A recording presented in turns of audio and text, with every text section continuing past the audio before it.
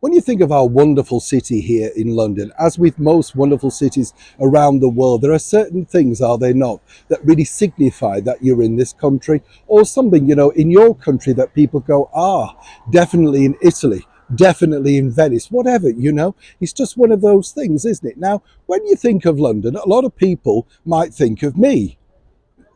What do you, eh? No, you don't. Pulling your leg, of course. But seriously, when you think of London, you think of red bosses, don't you? Big Ben, Buckingham Palace, all of those sort of things. Perhaps afternoon tea somewhere posh. And then there are things like this. Oh, yes, that's right. The black cabs. But now they look set to be disappearing from London. As ever, let me explain.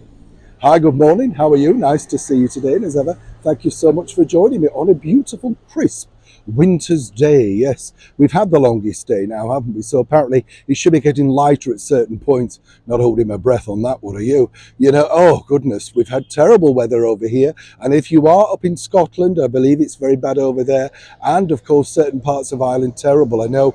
But wherever you are in the world, if you're experiencing bad weather, honestly, deepest sympathies. It's terrible, isn't it? When it's not your fault, you get trapped in a car, say, overnight. It's a good job we have phones. What do we do before then? No doubt take board games or something. Even worse if you've got young children trapped with you. I know. How do you occupy those? Maybe, of course, this could have been an answer, tenuous link, of course, because we're talking about the wonderful black cabs of London. Now, the black cabs have been going so long. In fact, did you know that until 1947, that was when the very last hansom cab literally left the streets of London? That is, of course, a horse-drawn hansom cab. I thought they were wonderful. Apparently not very comfortable, but very elegant. Of course, the black cabs have featured in so many movies depicting our wonderful city around the world.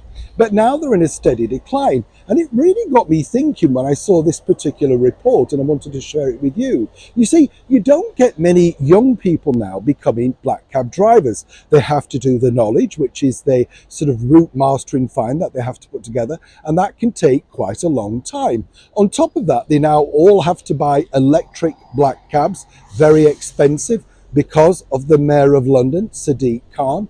And then on top of all of that, there's a limit of 20 miles per hour. You see, it's just never ending. And apparently, this has seen a steady decline in people wanting to take up this once vibrant and historical trade. And it got me thinking, what would you think?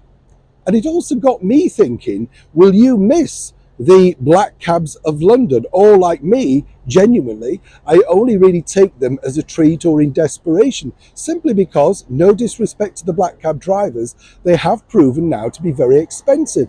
And because of the speed restrictions, you do find yourself sitting alongside a bus in the very same lane, wondering, and of course, why you're not really moving any further. That's because of the restrictions of the London Mayor. Again, killing off an historical venture. Or do you think there should be a brand new incentive to get people back into the world of black cab driving? Finally, could it be the fact, though, now the younger generation all live on apps and order things like Bolt and Cab and everything like that, and nobody really is too concerned about stepping out and flagging down a cab?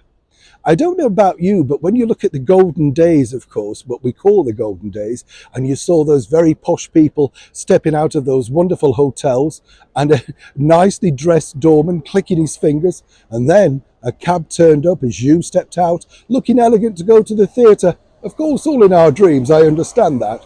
It will be a shame if we lost this iconic London masterpiece for good. Or am I in the minority? As ever, I'd love to know what you think in the comments below. Neil Sean in the very heart of London.